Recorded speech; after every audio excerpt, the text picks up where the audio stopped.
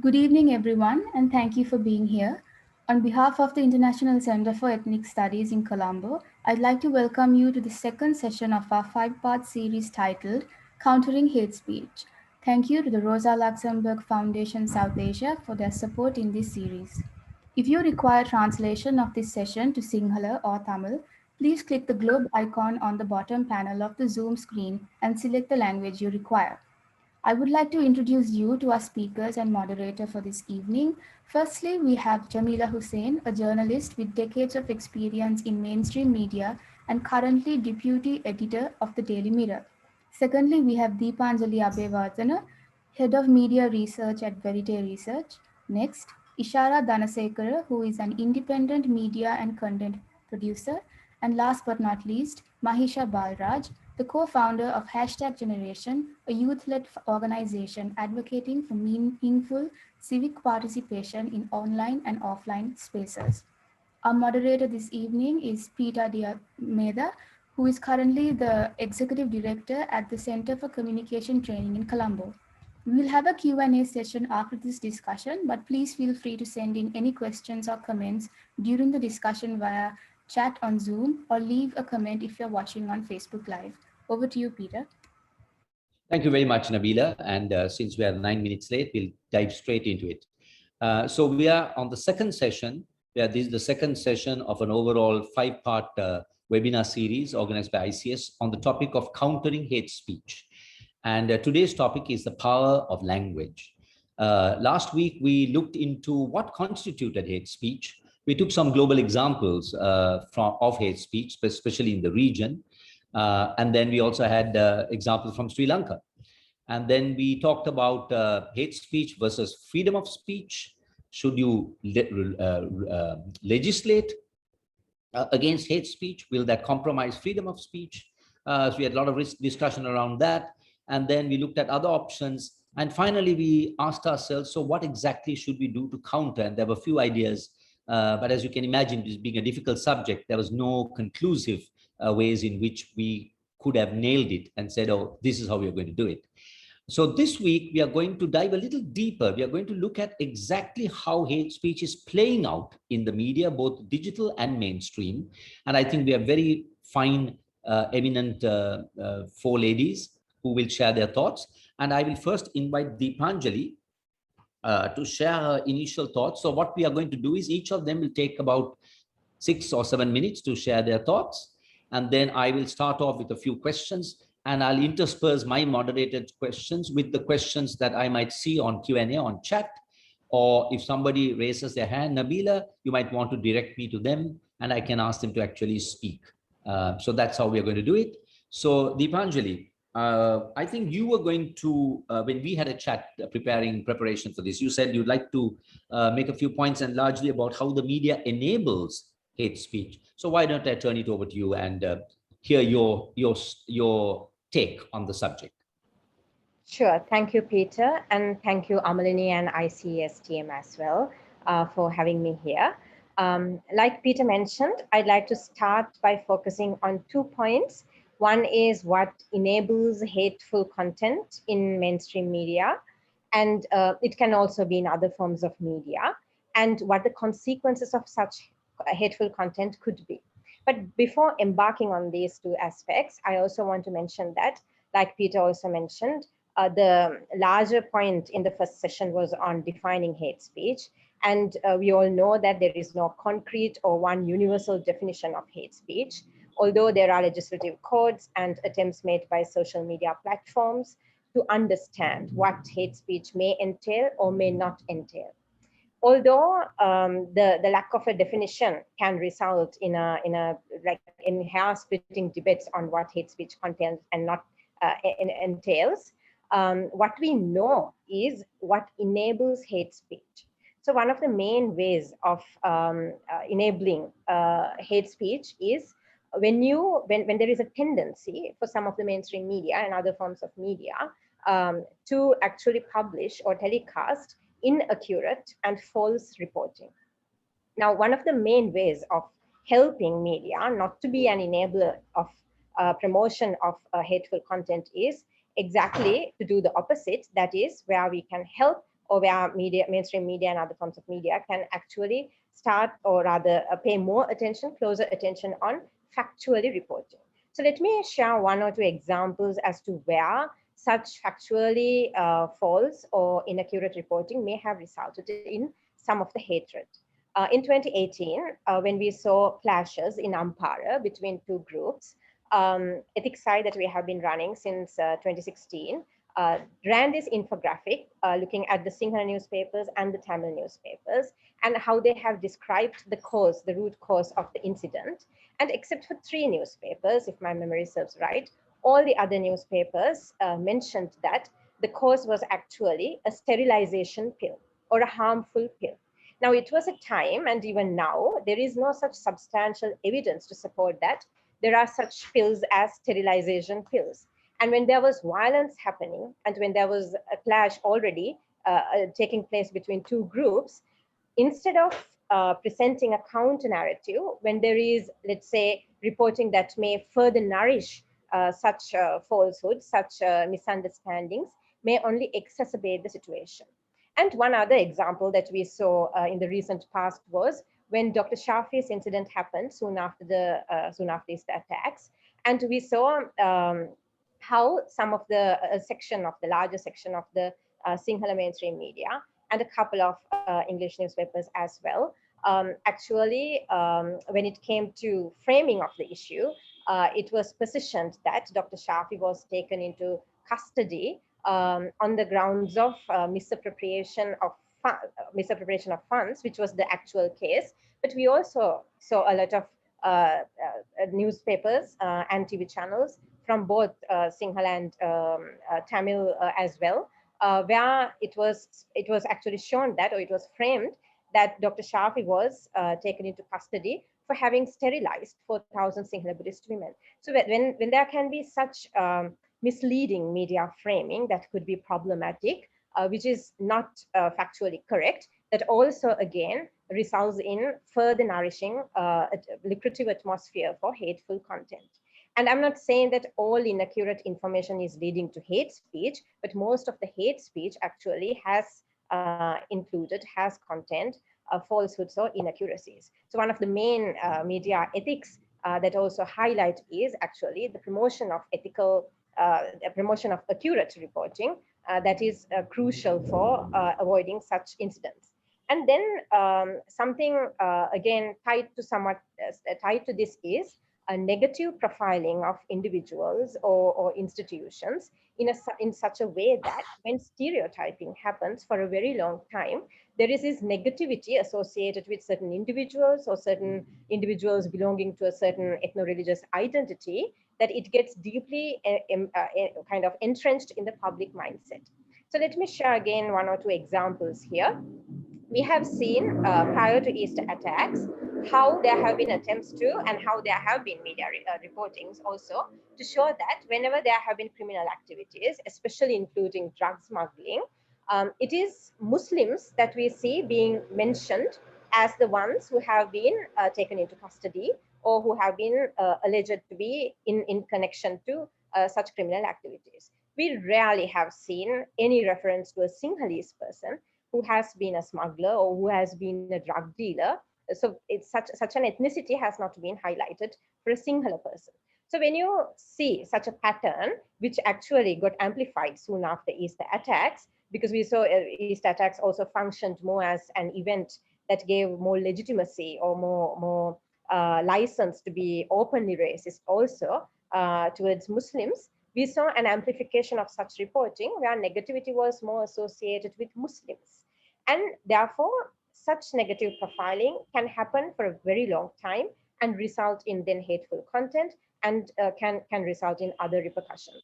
And to quickly share one other example for this, now it doesn't have to be let's say an individual or a group belonging to a certain ethno-religious identity. Even when such negative profiling can happen for a very long time, even towards, let's say, an entity like NGOs, like we saw in the lead up to the passing of the 20th Amendment, that can also which has resulted in hateful content with regard to that particular group. And then what is also then connected to negative profiling or negative stereotyping is promotion of prejudices. So to give an example again, Dr. Shafi's incident is a classic example here, that Dr. Shafi's incident actually sat at the intersection of a lot of prejudices that have tended to be associated with the Muslims particularly. For example, Muslims have been portrayed in accordance with the global depiction of Muslims as well as terrorists or as extremists. And this we saw soon after East attacks, especially coming with regard to Dr. Shafi's incident. And we also saw how there are frequent reportings, especially in the Sinhala media, mainstream media, where we see a lot of reportings without any substantial evidence or claims that it's the Muslims who are encroaching or invading into the land belonging to the Sinhala Buddhist. And we also have seen certain disturbing remarks being made to say that the Muslims monopolize the market. And this is quite frequent on social media as opposed to electronic media or newspapers, unlike soon after these attacks where we saw such incidents. But during, let's say, in the lead up to the Sinhala or Tamil New Year, or whenever there are communal clashes, we see calls for boosting Sinhala Buddhist-owned businesses and calls for boycotting Muslim-owned products or commercials. And then the last prejudice I want to very quickly share with you is that how the Muslims also tend to be associated mainly with, let's say, population outbalancing. There is this fear, or there is this the insecurity that the Sinhala Buddhists would be actually outbalanced, or they will be outnumbered by the Muslims at some point. But this does not mean that the hateful content we've seen has only been extended towards Muslims. There are lots of examples that we have run on Ethics Eye towards Tamils as well. And with this, I want to now bring to the second point that I wanted to highlight, and then I want to conclude with that point. Apart from the enablers of hate speech, we also know what the consequences of such content could be. For example, when online violence could spill over to offline violence, and when it also happens at the cost of people's lives and at the cost of economy, then it's more serious, because then it comes to the second consequence I want to highlight. It brings out this social enmity where you start othering the individual belonging to a different ethnic group, ethno-religious identity. And then it actually further deepens all the fault lines that we already see, that we are experiencing in the post-war Sri Lanka. And that then again comes to the third point, which is the polarization. It is polarization of the society, where there is no bridge between the different types of communities. And also it results in polarized media content, which is what the Divide is also flagging on a weekly basis. So with this, I want to again highlight the 2 points I wanted to draw your attention on. One is the enablers of hate speech, and where we can actually help some of the mainstream media that has been contributing to hate speech in such a way to actually help them to not be a promoter of hate speech. And then the consequences of hate speech or such hateful content that is arising from those enablers, which result in deeper issues in society. So with this, I'll hand it over to you, Peter, and I'm looking forward for the discussion. Thank you very much, Deepanjali. Thank you. Next, we'll turn to Mahishaa. Mahishaa, I believe you are doing a fair bit of work on researching on social media, the trends that you're seeing in social media. Would you like to share some thoughts as a part of your initial thoughts on the subject, please? Sure. Thanks, Peter. Well, I'd also like to take this opportunity to thank ICS for convening this panel discussion and for having this series. It's a really important conversation to have in this age of proliferation of hateful messaging and speech, not only in the offline world, but also increasingly now in the online world. So thank you for that. And thank you, Nabila, for that introduction. Just to dive straight into answering your question, Peter, and also shedding light on some of the trends in social media, what what we have to first at the outset understand is we are seeing more and more Sri Lankans increasingly becoming digitized, and they're taking to social media platforms. So we're looking at a landscape where there has been a democratization of the way we produce and consume information. Where as citizens and users, we have become now the content producers and the consumers. So with all the social media platforms now you have, now from Facebook to Instagram, and now the TikTok is becoming so popular, we see how such social media platforms greatly impact how the public opinion is disseminated, consumed, and shaped. And with this, just like how Deepanjali mentioned in the mainstream media, and you kind of see that both mirror each other, there has been an amplification of false and hateful messages, which includes also rumors and conspiracy theories on the online, in the online space as well, that targets specific minority communities, and also it dehumanizes other marginalized and particular groups. So if I was to sort of give you a little bit of a snapshot and go into specific trends of hateful messaging and hate speech on social media itself, maybe there are some three salient features that we should first take into consideration. One of the things is that what sometimes happens in the offline world translates into the online world. Where it has hateful messaging because of some incidents in the offline world. The reverse is also true, where messaging and narratives that start on the online, in the online space has also translated into issues and violence in the offline world. That's one. The second thing that we should understand is that such hateful messaging and narratives and problematic content usually runs in cycles. So if there's a particular issue, usually that cycle lasts for about 2-3 weeks.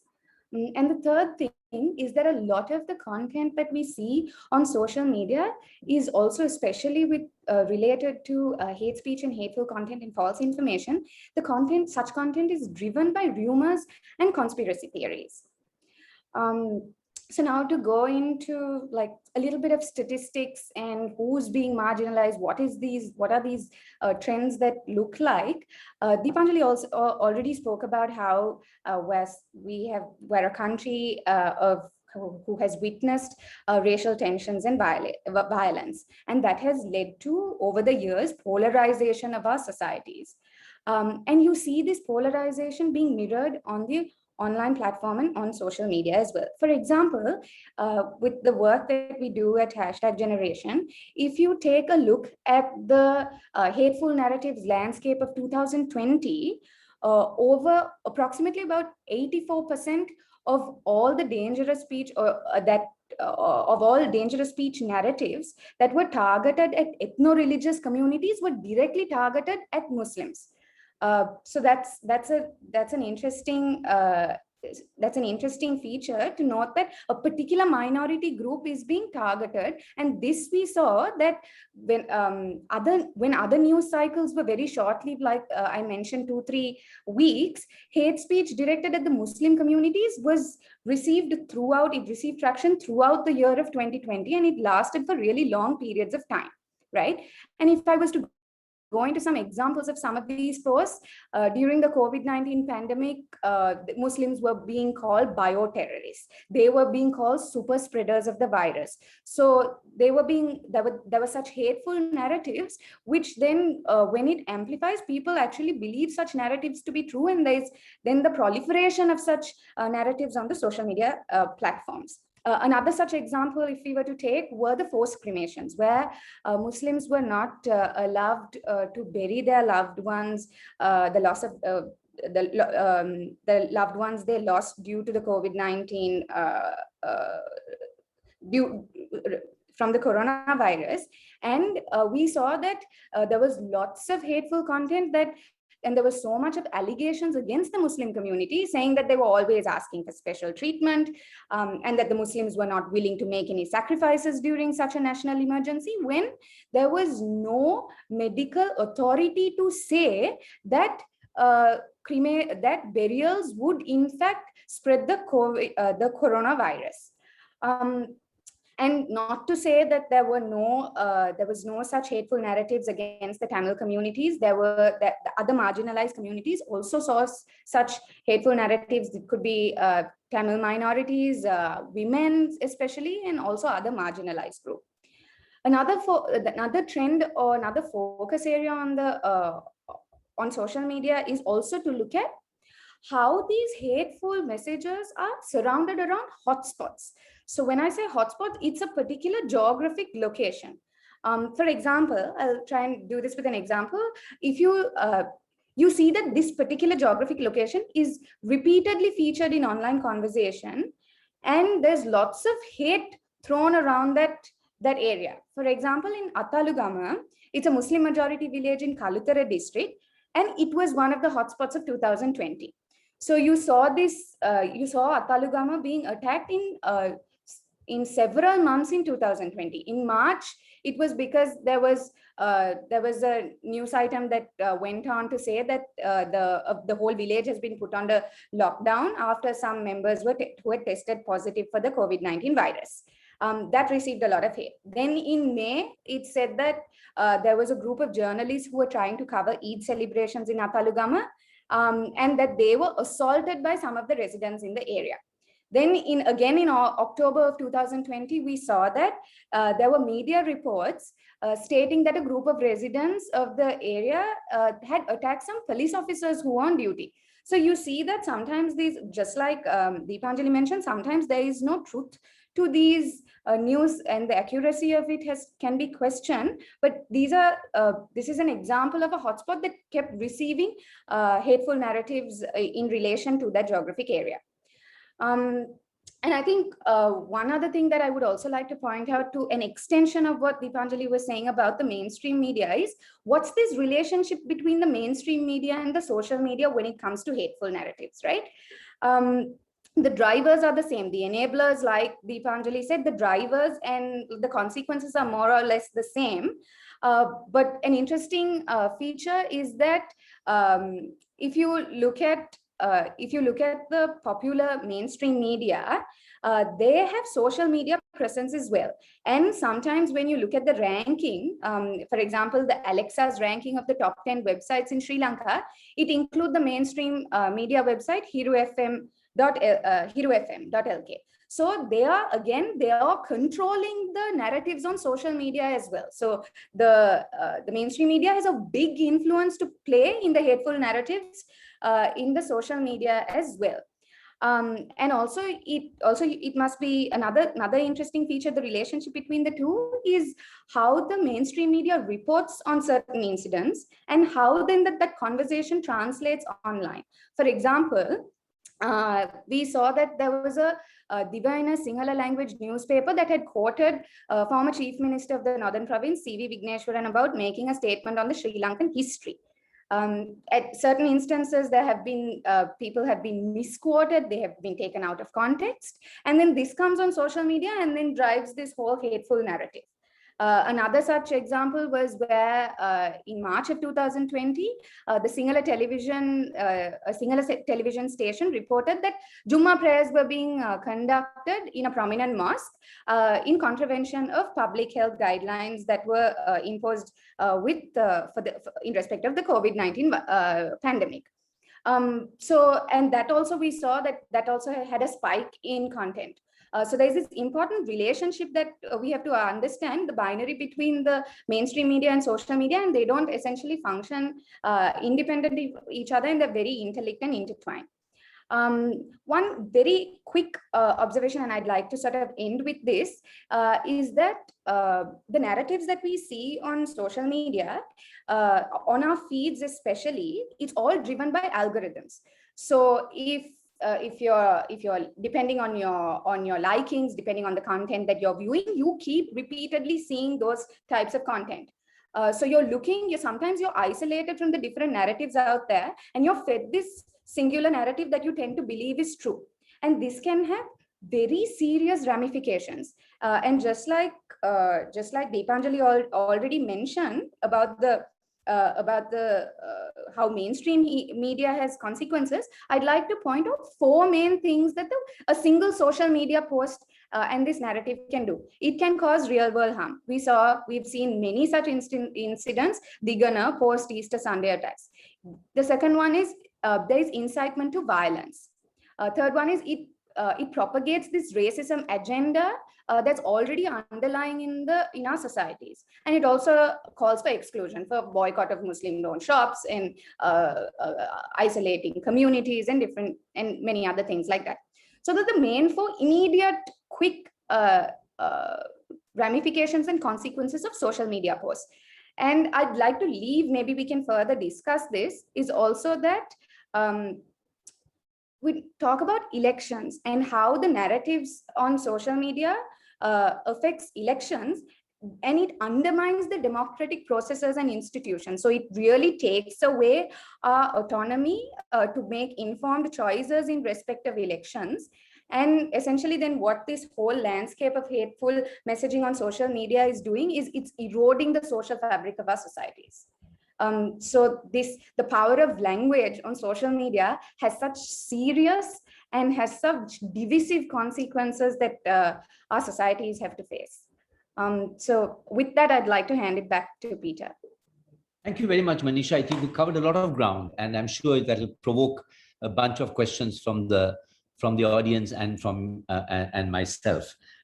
Next, we'll move to Ishara. Ishara, I think when we spoke, you also spoke about how you have been personally at the receiving end of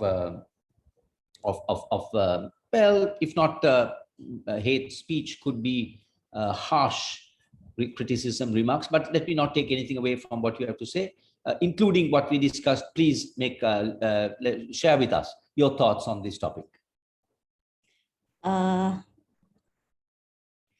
Thank you, Peter. First, I would like to thank ICS for organizing this discussion series and inviting me here today to share my experience as an individual storyteller.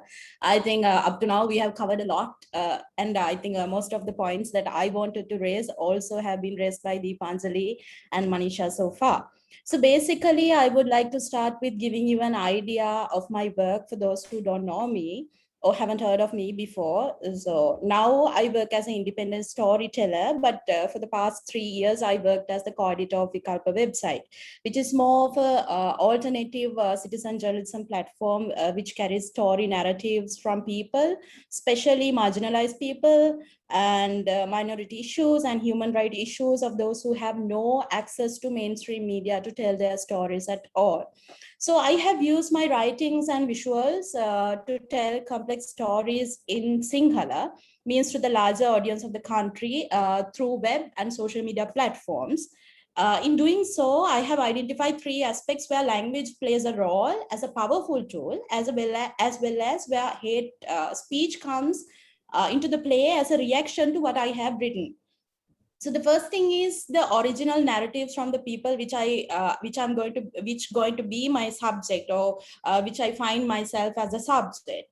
And second thing is how I incorporate my narratives to build a story in a powerful way. It can be stories, narratives, or visual photographs, or anything. And third is like the responses or the feedbacks from the readers and viewers, where mostly I see the hate speech comes or play a role. So the original narratives which we work as subjects are mostly sensitive human stories, and also they are complex and unexpected, unexposed realities which need wider attention of people. But we all know there's a huge lack of these stories coming out, especially in Sinhala language and in mainstream media. And also when it comes to a platform which I work, which I perform, where it enables people to engage, comment, or send instant feedback, it becomes very powerful. So all these years, it becomes a challenge to me as well as to many who do the same, since our medium has no limits in it and we get instant feedbacks. So we know in Sri Lanka that, as Mahishaa also pointed out, online social media and web-based platforms access increasingly over smartphones and tablets, provide an important necessary event for critical discussion in a context where mainstream media does not and cannot afford the space for questioning or to put out content that hold alternative views and which put questions to government or government that accountable or etc. So the growth of content creation and consumption online wider and deeper than any other media in the country at an accelerated rate has also resulted in a low risk, low cost and high impact online spaces to spread hate. So harm and hate against specific communities, individuals or ideas. This was very visible during the past few years. So when we make it to our subject rather than the subject issue, we become the target because we are the people who raise the issue.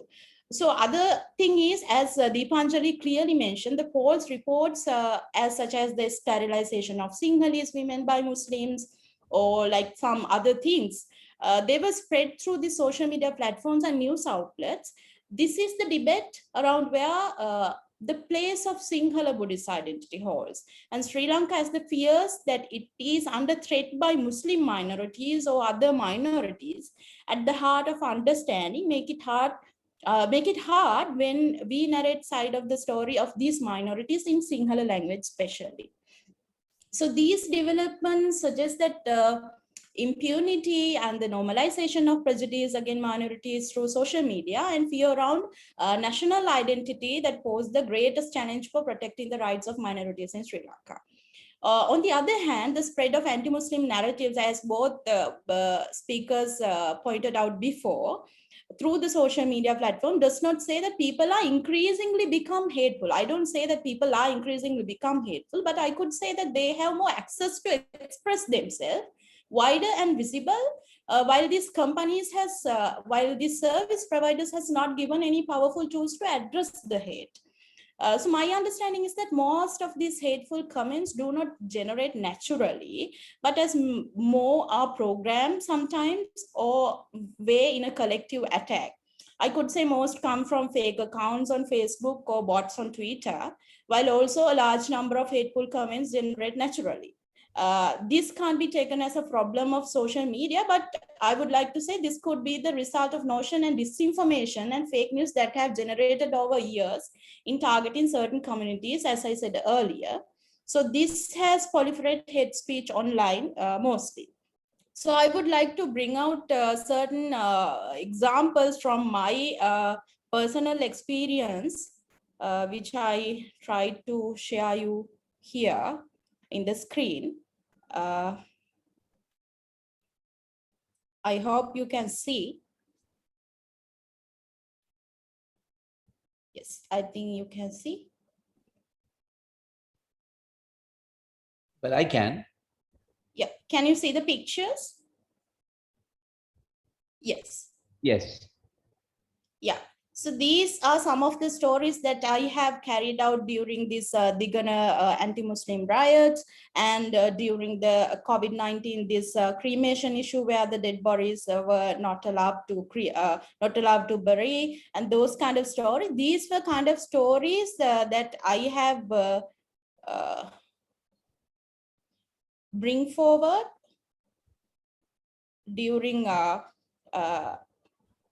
the storytelling and all. So these stories bring out the sensitive side and the narratives from the people we don't hear. But if you see the reactions from people or reactions from the public, how they engage, they had a lot of engagements actually, but it's sad to see the reactions of most people when it comes to the comments, feedbacks and everything. And I find most of these comments or the feedbacks are most of this feedback does not come from the background where these articles have been read or this material have been studied anyway. So I will show you some of the example that I had to go through as individual alone. I think you can see here. So here This I was targeted as a person who bring fake news, or like who is a threat to Sinhala nationality, kind of thing. So this was one of the things that I was targeted, and I would like to mention this one. This says that I may be married to a Muslim person, or this one is a fake account. So this is like some of the most hateful comments were here, and most of them are sexist. So some says, I think I can say, there is no harm saying the words here, since we wanted to know that gon baduwa evage kind of stuff was used in referring to myself when it comes to social media. And here I have noted down few words actually used to mention myself, like ugat tatakichi, vessi, gondambi, mandabadasi keladena.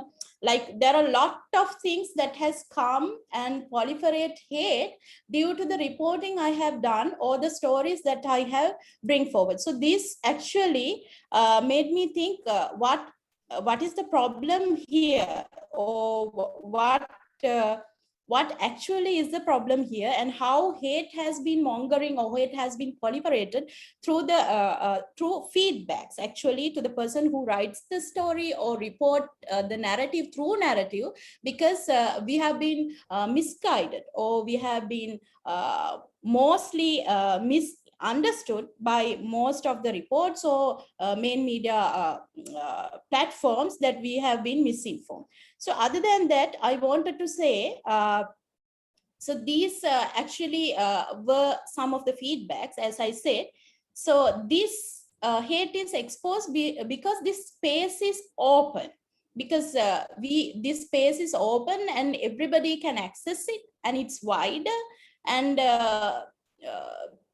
before that, we didn't have this chance. If we are looking at a paper, if we are looking at a television, we don't have a way to feedback. Maybe we sit down in the living room and maybe we scold them, but we don't have a way of saying that. Now we have a way of saying that, and that's the social media that we are using to give the instant feedback.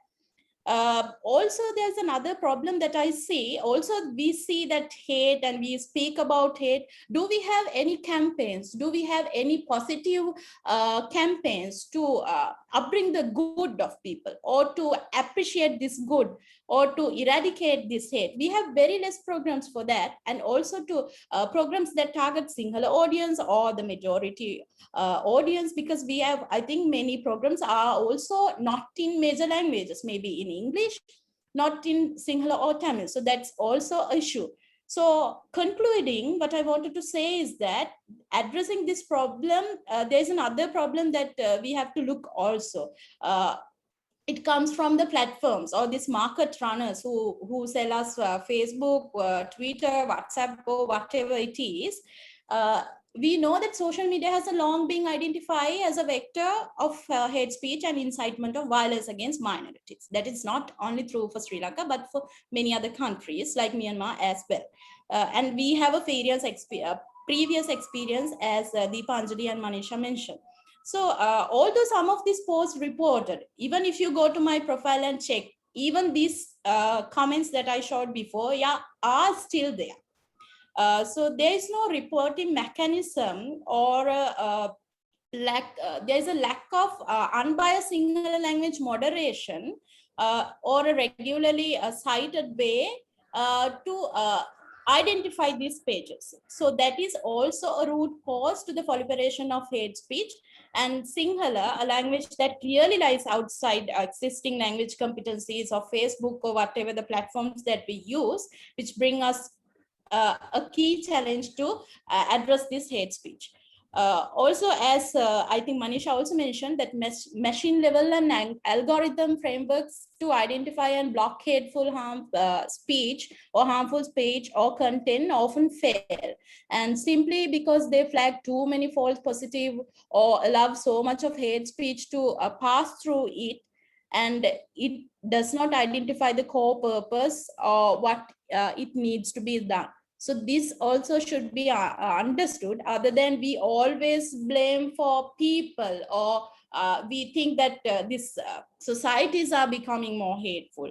are actually the societies are becoming hateful, or are we seeing the societies hate because we have so many spaces now? We have places to express ourselves. So this is kind of cross section of the society actually, and hate that have been long coming for a long period of time.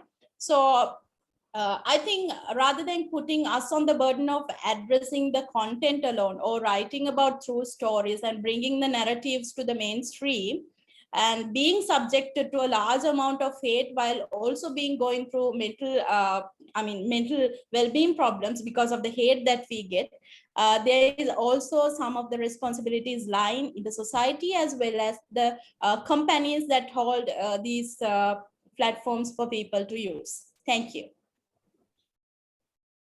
Thank you very much, Ishara. And now for the final intervention, we'll invite Jamila, who actually is more engaged in the mainstream media. So I'd like to, that'll be an interesting perspective to hear what she has to say on the use of hate language in the mainstream media. Over to you, Jamila. Hi, Peter. First of all, I'd like to thank ICES and for giving us this opportunity to discuss such an important topic. And also you, Peter, for taking the time out and reaching out to us before this program. So I'm going to keep it a little short and a little bit more from the mainstream media point of view. Well, hate speech, I mean, it's not something which has been rampant in recent months. I mean, it's been there for as long as we can remember. And the past three speakers, when they pointed out certain issues about how mainstream media adds on to hate speech and how they sort of portray a certain incident which results in people going onto social media and speaking against a particular individual, a particular community, which then incites violence, incites hate comments, being rampant all over. Well, from a journalist's point of view, in all my experience within the past 17 years, I have tried my best that when a particular incident is reported, I ensure that all my reports are kept extremely well balanced. Balanced in the sense, now, for example, if I am reporting on the spot about a certain incident, I ensure that all the parties involved, their comments are taken, and it is only then that it is published. I ensure that it's never published from one party's side of view. Mainly because we live in a society where, for example, if I say A is wrong, society believes A is wrong, and no matter how much A is not wrong, once we as the mainstream media portray them as criminals, it's very difficult then to, change that entire concept, the image what we create. So what we do now, especially at Daily Mirror, is that when we do get reports which come to us, if it's not balanced, we ensure that the reporter reaches out to the other party and gets their point of view as well. And it's only then that we take it in for printing. Very, very rarely do we actually carry reports which are one-sided. But then, even those one-sided reports, we ensure that we support it by the necessary documentation so that we do not face any issues the following day. Well, here I would like to stress, I mean, with all respect to the past three speakers, mainstream media is not actually the only cause of hate, of igniting, of encouraging hate speech. We live in a world where social media is actually more powerful now than mainstream media. I mean, we have social media tools like Twitter, like Instagram, like Facebook, when we as reporters put out something on social media, I mean, we are only reporting the facts. I'm not talking about other media organizations, but I am here referring to Vijay newspapers. When we put out something on our website, and when it goes in for print, and then subsequently that's taken onto our social media channels, the comments we get are sometimes sometimes outright atrocious. If we are reporting about a certain incident, we are only reporting it. We are not giving our own judgments over it, but it is the public who is doing that. So we do not have control over what the public think and how they sort of view our reports, or we do not have control over their thoughts. So I think right now, more than, while mainstream media, obviously there are media organizations here who do work on certain agendas, but there are also those who are very, very fair, even in this day and age. We at Vision Newspapers, we try to maintain our accuracy and our balance as much as possible. But when you look at, the Sinhala media, I mean, yes, to a great extent, some of these leading Sinhala media organizations are biased to a certain extent, which is why, like the past speaker said, which led to communities like such as Tamil community, the Muslim community, which day in and day out undergo racism, outright racism, because I know, because I'm victim to it every single day, because I go as Jamila Hussain, which is a Muslim name. So while, certain media organizations I mean, they do add to this whole scenario of creating hate speech, the public also actually has to take the blame. Which is why when we go back to the East attacks, I know a lot of people will not agree with me here, because they'll keep crying for freedom of speech, for human rights, blah, blah, blah. But when former President Maithripala Sirisena, he banned social media back then, as soon as the East attacks happened, that in some sort of a sense, did stop further violence from spreading. Because I know, for example, I was on field that day when the East attacks happened, when the bombs went off. I was on the field. I rushed to the hotels. I had to rush Shangri-La at that time. While within that little span of time from my house to Shangri-La, I got several messages saying that, Muslims are behind it. Muslims should be driven out of the country.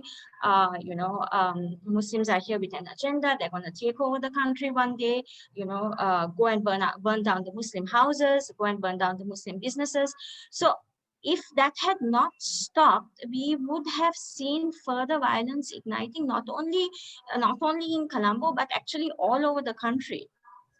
So, which is why, I guess the government at that time took a decision to sort of completely put out a ban on social media, which I guess at that time did help.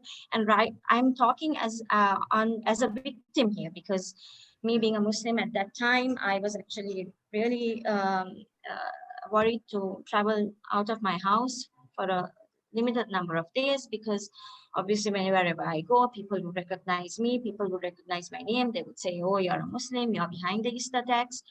Coming back to the point that while we as mainstream media, we report our facts, we report our stories. We are the middlemen between the governments, between the parties involved and the masses. While we report this, it is up to the public as well to behave, outright behave. You cannot come out then, for example, if I'm reporting something today, I use my Twitter account to promote those stories. But I see many, many times, where I get bashed. One thing is because I've written the story. Second thing is because, probably the public have come up with this image that the person who I've written about is a criminal, whereas I've given all sides of the story. So it's a two-way thing. You can never, ever only blame the mainstream media, because this is how society is. We live in a world where negativity sells. So back at you, Peter. Thank you. Thank you. Now, well, unfortunately, we have taken about an hour for the introductions. We were hoping to do it in about 20 minutes to half an hour, but nevertheless, because I'd like people who have been listening and most of them joined because they want to engage in a conversation. So before I ask my question, I think I'll quickly go to at least one or two questions from the audience, so that we get that their part of this engagement going. So let me go in some order. So there's Mario right on top asking Deepanjalie, Deepanjali, what's your understanding of the role of the owners of mainstream media? Are they complicit? What role can they play? I'd like you to keep your answers a little brief, as brief as you possibly can, to make your point, because we've got only about half an hour to engage in a back and forth. So, and to that, I will add, no, I'll let you answer that question, and then I'll add something else. Go ahead, please, Deepanjali. Yeah, thank you, Peter, and thank you, Mario, for the question. That's a great question. This is what we also try to understand through the Media Ownership Monitor we've launched in 2018 with Reporters Without Borders to understand. But what the question is quite complex. The answer is also quite complex. We cannot make such a correlation very explicitly, mainly because there are certain media houses which do not necessarily represent the views of the media owners. And there are some of the media houses and even some of the newspapers and TV channels of the same media house which take completely different stance. And to make it even more complicated, we see certain newspapers, let's say, for example, taking a view, and even TV channels, taking a view, let's say, very close to the government, and then they also take a very critical stance. So media ownership may not be the only factor that may contribute to this particular scenario where there is hateful speech being nourished. And so if it's not, just be quick to interject, Ishara, if it's not owners, is it the editorial? Is it the editor? Is it the editorial direction? For example, we have the Island, the Sunday Island, taking a very different stance on national issues as opposed to the Daily Island some time ago. I don't read the papers now. So clearly, it's the same owners, but completely different narratives in the same language. I can understand the Sinhala and the Tamil. Yeah. But here, the same language, the Daily is different, the Sunday is different. So is it the editorial, the editor, who sets the tone for what that newspaper stands or does not stand for?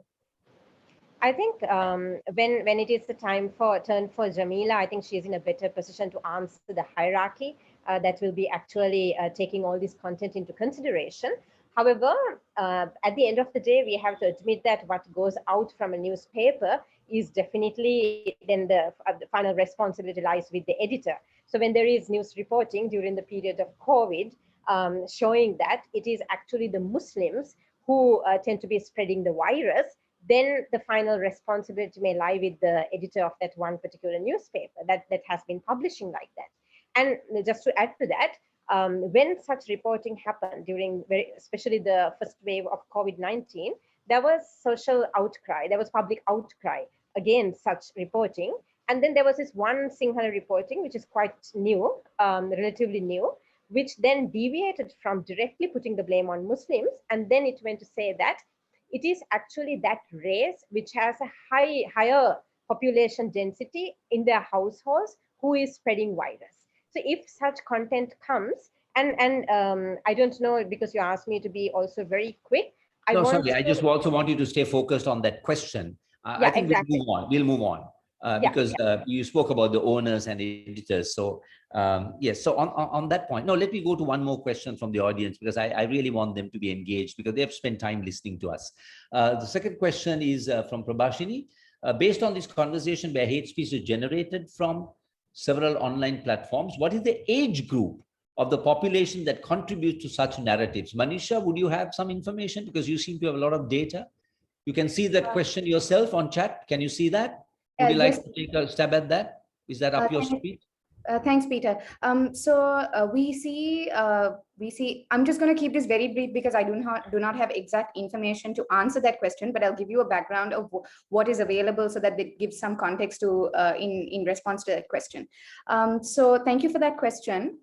We see youngsters as probably as young as 12 or 13 who now have a social media presence. They have accounts and they're active consumers and participants of the social media platforms. And the range sort of goes right up to, and there's really no limitation on the age, the upper limit of who's of social media users. So in very specific response to what the age group of the population are contributing to such narratives, it's important to note here that sometimes we don't have the demographics of who's behind this content. And that's where the social media companies need to be more transparent. And that's why I wanted to respond to this question, because there is that question of how can we get more details? How are the social media, how are we going to hold the social media intermediaries to be able to give us more details on who's really behind this content? Because there is that anonymity that helps to be a cover, and it helps to disguise, to maintain that disguise in propagating and in proliferation of such hateful messaging. Thanks, Peter. Thank you. There's also one more question from Fatima Nizaruddin. The situation in Sri Lanka seems to be very similar to that of India. For example, India had an avalanche of material on Corona Jihad. Is there an interaction between those who share such content in India and Sri Lanka? Okay, very quickly. So a lot of the one thing that we need to understand about the hateful messaging and the narratives in Sri Lanka, it's largely driven in the local languages. So we see a lot of content in Sinhala, and the Tamil content, not to say that there is no content in English and Tamil, but the percentage of it is smaller in comparison to the Sinhala content that we see online. To answer whether there is an interaction between India and Sri Lanka, in some of the Tamil content, there is. We have seen certain incidents where there is sort of, where content that is generated in India has also been shared, and people pick up, especially when it's the Tamil language, people pick up that content. Yeah, just to answer that question. Yeah, cool. Now, Ishara, I want to ask you a question. Now, you see this point about, now I'm also a little I was not surprised, but I was still intrigued that all of the examples we took today of hate speech, entire narrative was focused on the Muslim, against the Muslim population. Doesn't that in some way narrow down this whole idea of hate speech, to get an understanding that this is a lot more widespread than an anti-Muslim issue? Aren't we in a way falling into the same trap of continuing to propagate that story? I'm not saying there isn't violence. I hope I made myself clear. By staying only with the anti-Muslim narrative today, aren't we narrowing from the audience point of view for the discussion that hate speech is a lot more insidious and broader than that? So to add to what you said, I don't think that we have only focused, or like we have narrowed down this to the anti-Muslim sentiment. But I was talking about today's discussion, Ishara. The the examples we took were only about the anti-Muslim situation. Maybe it's the most prevalent right now, but I'd like the others also to go ahead. I was a little not disturbed. I was a little curious as to why we are staying on that line alone. And I'll come to that later. But go ahead, give us your answer, your thoughts. So I think if I take from what I have done or my point of view, I think the what we have done or our so what we have done or the work we have done and the panel, I think we are more focused on. I think our work is more focused on that. And personally, for me, I have been deviated from working on the mainstream issues where a majority of people talk. So I have focused my work for some, human rights issues or minority issues, IDP issues or disappearances or that kind of issues. But I think because these were more prevalently talked today, because all these incidents where this online hate speech took into the offline spaces, maybe that's why we have more focused on the anti-Muslim sentiment. But I don't say that that's the only problem or that's the only problem that we have to be or we have to focus on or we have to stick into. I think there are more broader issues that we have to be sticked into. But for today's discussion, I think that was more focused because of the how it impacted entirely, basically, not because of other factors, but entirely on social media, which has led to a social media temporary block, and all these offline reactions. That's why I think this discussion was more direct into anti-Muslim hate. But there are a lot of things that yes, we have maybe I got if that. we have time we can talk about. Thank you, thank you. Jamila, to your point about, and also Deepanjali, you spoke about this, but about factual reporting. What is the standard in Sri Lanka? How good are, at least, okay, let's say the mainstream? Because I don't think, how easy is it to regulate online? Well-intentioned as we may be, how accurate is our reporting? And I know, organization like the New York Times, yes, I'm not holding a brief for them. They also had their own politics. In fact, they proudly say that we are center left and they make various calls during elections. Let's not go there.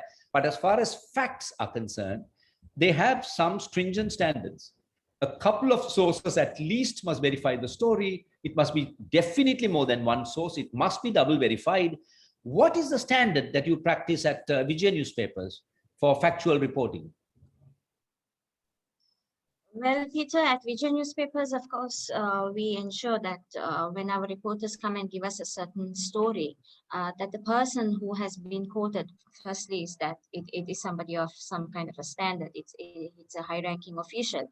And when we go, when we get stories based on sources, where nobody has been quoted, then we do, at least when it comes to operating the news desk, I ensure that I ask the reporter involved that, who would be the source who you are taking into this. And if I feel that the source is not somebody who we can actually go on, then I sort of see the content of the story, and then I would see who else is best, who we can contact to give us a confirmation on that particular story.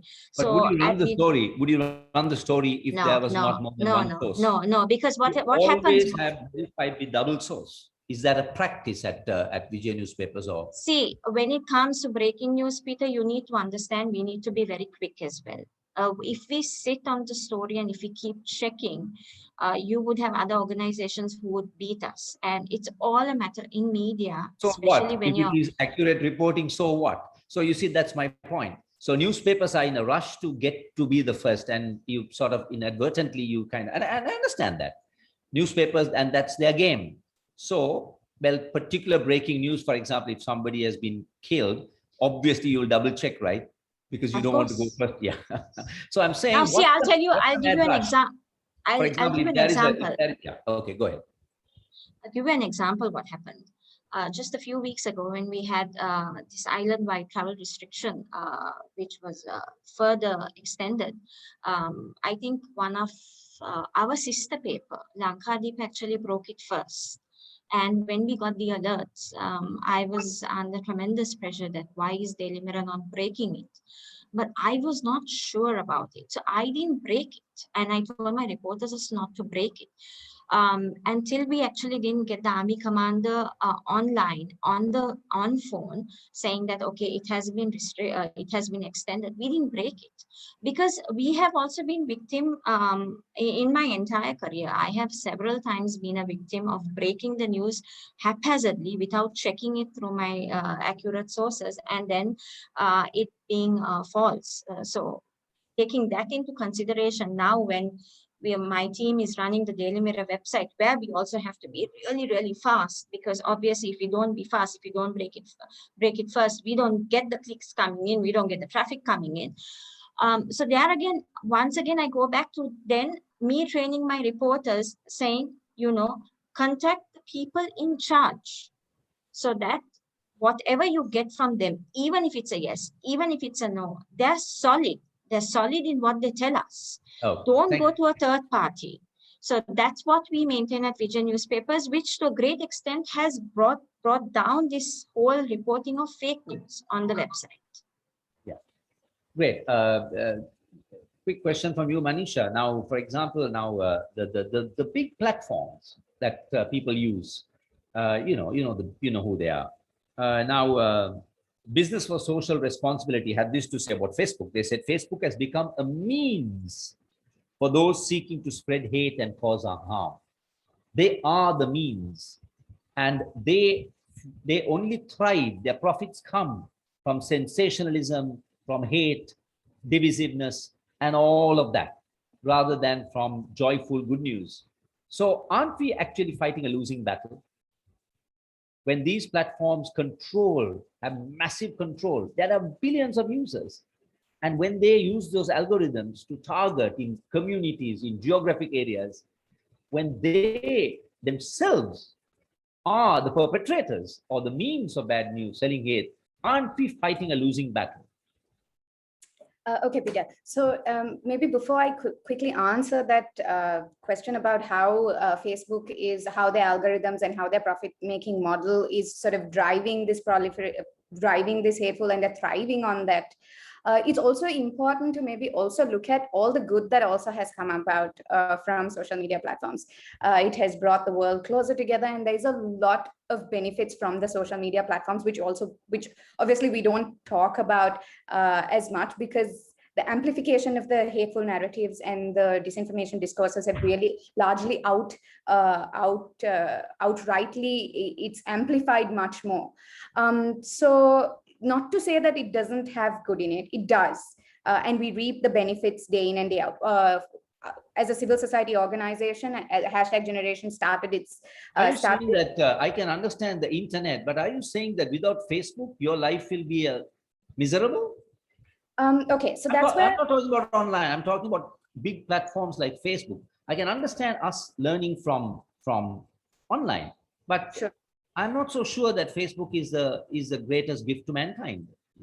Okay, so there is a lot of backlash against the big tech companies, including Facebook, and the algorithm the algorithm that they have is centered around a profit-making model, which is amplifying narratives to a particular person in sort of what they follow. So if you're following positive things, then you're continuing to see more positive things. But if you're following negative things, then that's getting amplified more. So to answer very specifically, we're not fighting a losing battle, because there are technology companies that are also looking at alternative algorithms to move away from this current algorithm that is driving the amplification of such hateful content, and trying to look at profit models that is moving away from the current algorithm that Facebook is using. And there are... And who may they be? Sorry? And who may they be? I forget their name, but I can quickly look them up. That's okay. There's actually a Netflix series on them on Social Dilemma, and that organization actually is leading on that. Thank you for that useful information. Thank you. I'll quickly go to other questions, because I need to come at least in the last 10 minutes about countering. So let me quickly ask a few more questions from the audience. So there is a thing from... okay, there is something about the mainstream media being used. Mohammed, there's a question on the bills related to hate speech. I don't think we are going to tackle that today, because a lot of the speakers did tell me they're not specialized in law, so that will be covered that last week. So I won't take that up, if you don't mind, please. And Utpal has said the mainstream media is being used by the politics of the ruling party to create hate among different ethnicities. Hate speech on media does not reflect the thoughts of the general public. I would like to know your opinion on this. Anyone wants to take that on? Peter, do you mind repeating that question? The mainstream media, sorry, man. The mainstream media is being used by the politics of the ruling party to create hate among different ethnicities. Hate speech on media does not reflect the thoughts of the general public. I would like to know your opinion on this, and I'll come back to this later. So if one of you can have a go at that question. Yeah, I think just to very quickly, I also want to link what Jamila also mentioned about mainstream media being not the only driver of hateful content. Having said that, the larger section, the larger number in the society actually still consumes mainstream media, and they still have access to mainstream media. And when mainstream media shapes the public mindset, the media also reflects the society that we live in. So it's a little difficult to completely deflect the blame, let's say, on those who are in power, how has it been possible for any party to actually, let's say, capitalize on something, capitalize on some hatred towards an individual or a group of individuals belonging to, let's say, gender or racial group? How has it been possible to actually channel hatred like this? One example is that when it was again in the lead up to the passing of the 20th Amendment, we saw this one particular individual attached to the election commission being subject to a lot of hateful content, not just in mainstream media, but also in social media. And this was despite this person having refuted all the allegations that have been leveled against him. And that was not published in any of the media channels except for one TV channel. And this was Just this a quick clarification, Ishara, was that person being targeted as an individual political person, or was it to do with a disadvantaged group, a historically disadvantaged group, which is broadly what hate speech is about? So a quick clarification, I'm Deepanjali. Sorry. Also, it's okay. It is also very equivalent to what I explained about Dr. Shafi's incident. This individual is a bureaucrat. He also belongs to an ethnic, a small minority ethnic identity. It does not necessarily mean that it's because of this ethnic identity or ethno-religious identity that this may have actually resulted in all of that. So it's difficult to speculate, but the person definitely represents a lot of that.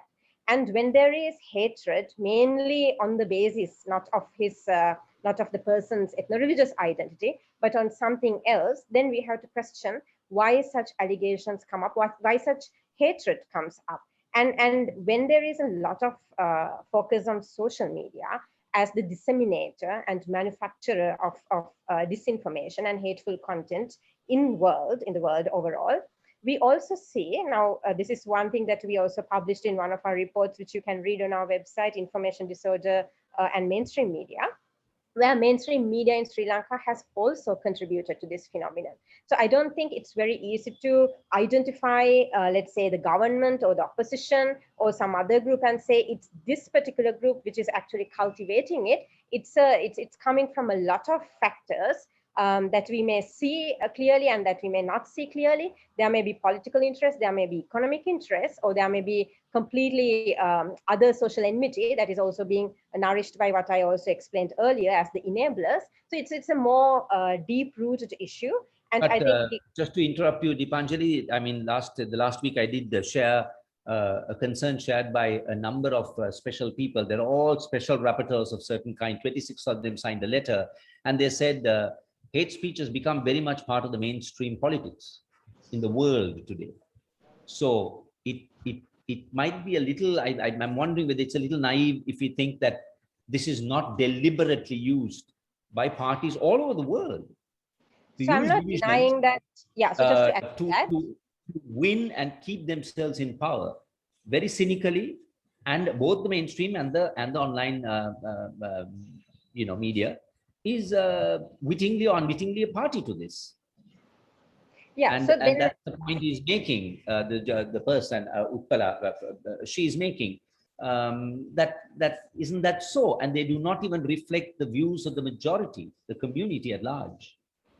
So I don't deny that there may be such groups like you are pointing out, but what we can't also not ignore is that when such hatred happens, those are larger, deeply rooted issues that are reflecting the sentiment of, let's say, the majority. When there are deeply entrenched insecurities about, which are largely to do with the prejudices that I explained, then it becomes also very easy for whatever this group to actually use them, capitalize on them. So it's a little difficult to narrow it down to one specific group, is what I'm saying. Yeah, sure. Though there may be many such groups which may be very well doing it and which may be also capitalizing on the situation. Thank you, Deepanjali. Now there's only 9 minutes left, and I'm going to pose a common question because we are talking about countering hate speech, and I'm just wondering whether we are also not unwittingly a party to this whole hate speech trap, as I call it. I mean, why are we only focusing on hate speech? Like Utpala had said, that is not the majority of our community.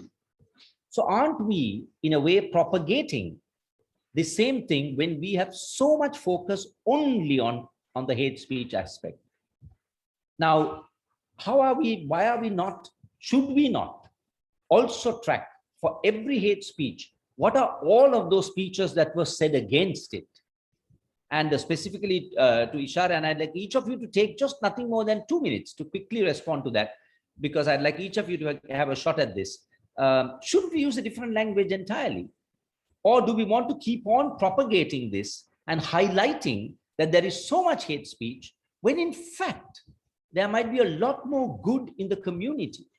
And just a specific example, Ishara, you showed slides of the Muslim, what happened there. But I'm just wondering, there were many Sinhalese people during the time of the 83 riots who saved Tamil lives.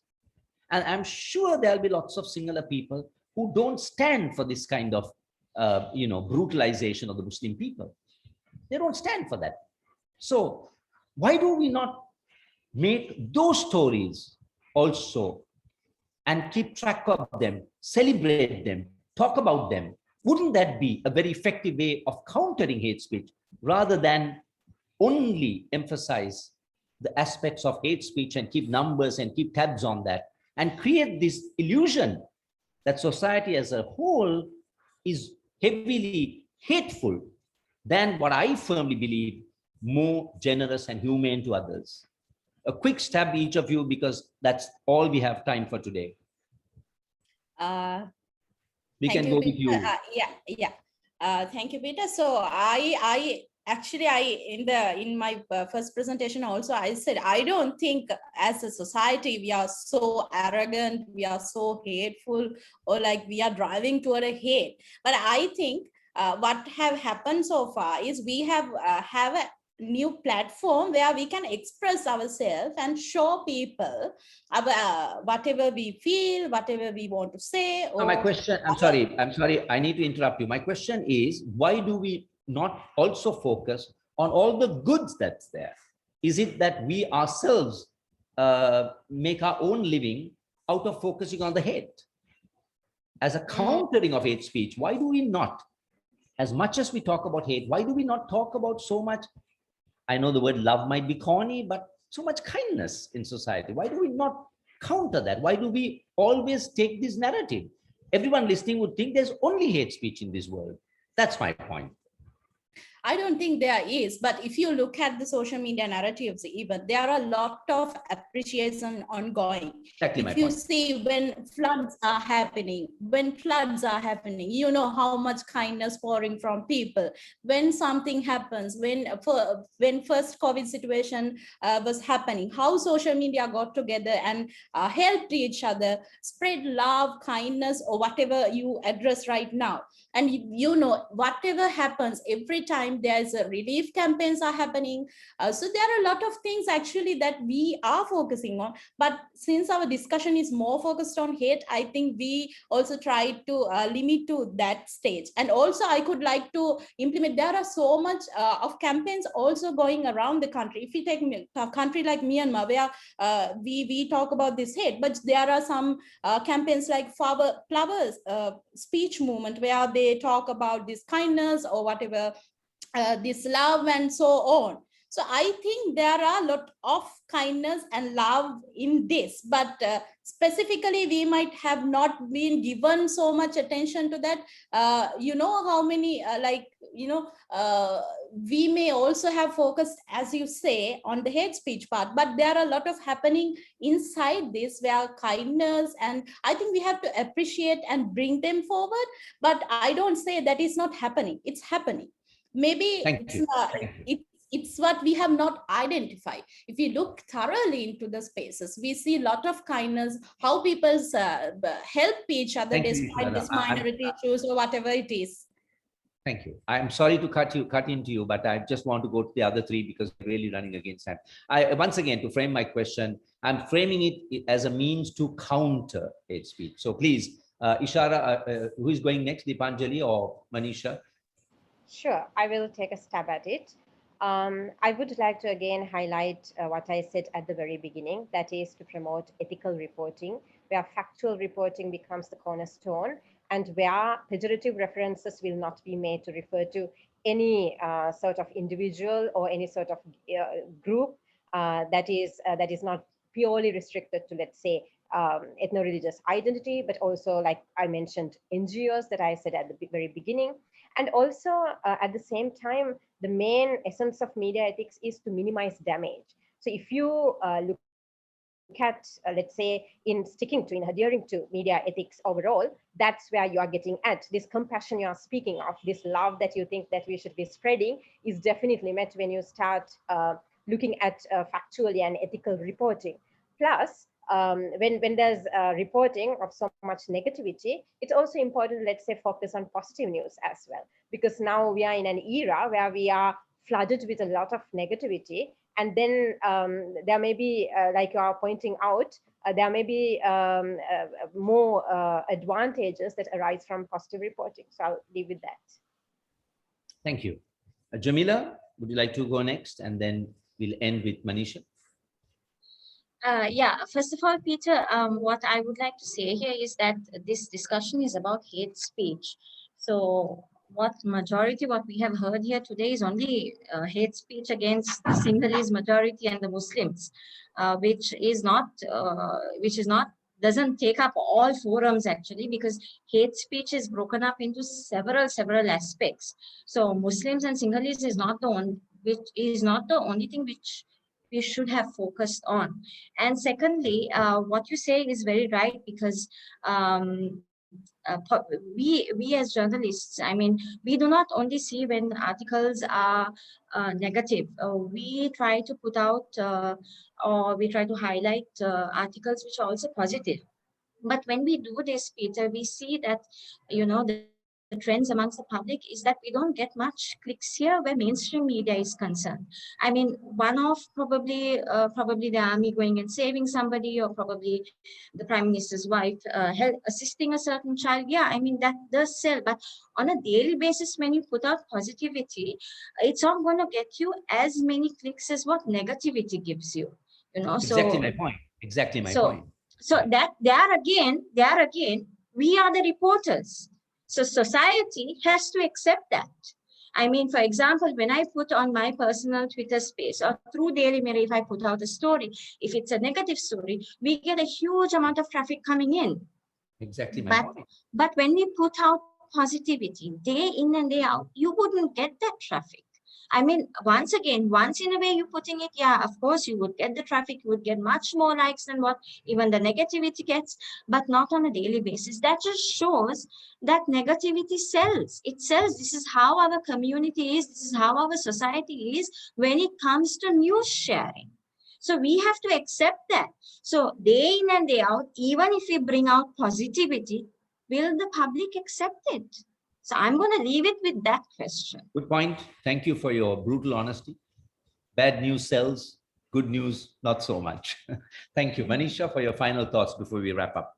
Great, thanks, Peter. And I think that was a very, very important question that you raised, just to also spark some thoughts about positive content. And with that, I'd like to say that, Peter, there are positive campaigns, there is positive content that is being generated. As hashtag generation, we also took a look at the positive content on social media, and I'll keep my response very specific to the social media platform and positive contents on social media. To mention two examples, Shukra, who is the young woman who won the Sirasa Lakshapati program, and also around Vijayakanth, who was the young cricketer who was part of the Jaffna Stallions as part of the Lanka Premier League. There was so much positive content in support from different communities around these two, for these two individuals during those during the relevant periods, right? So Did you all track that? Did you all track that? We did, and we have percentages. We have some statistics around the such positive content as well.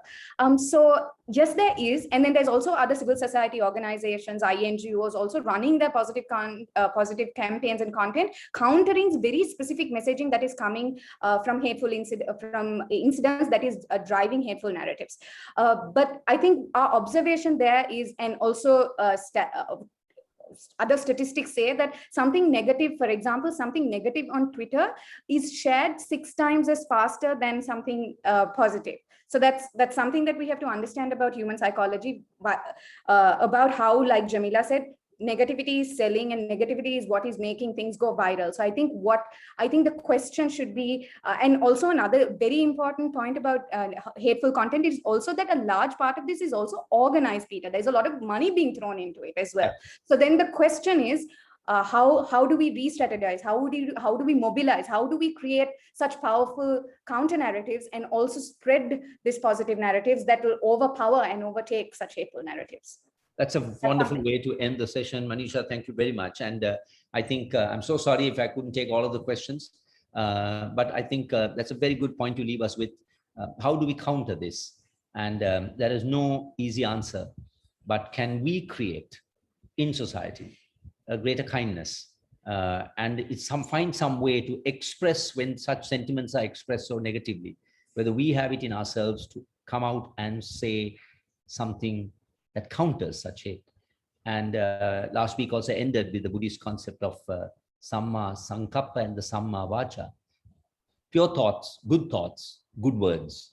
And with that, I thank you all for being such wonderful panelists this evening. And I hope we gave something to the audience to think about, to think through, and at least provoked them into asking some good, useful questions. And hopefully they can themselves, in their own simple way, make a contribution towards creating a more kinder and a gentler society in Sri Lanka and in the world. Thank you very much. Over to you, Nabila.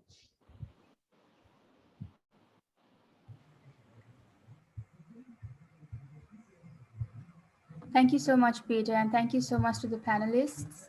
Our sessions at ICS are running every Wednesday at 5:30 p.m. This is the second session of our 5-part series, and we hope to have you at the next session as well with Ms. Hasini Hamutantri of ICS, who is a research fellow. And please stay tuned for the remaining 2 sessions as well. They're going to be very interactive and organized by #Generation, which is a youth movement, and they'll be carrying out interactive sessions on how you can think critically during this digital age. All right. Thank you so much for everyone and your engagement. Thank you very much. Have a good evening. Thank you, everyone. Have a good evening. Thanks, guys. Take care.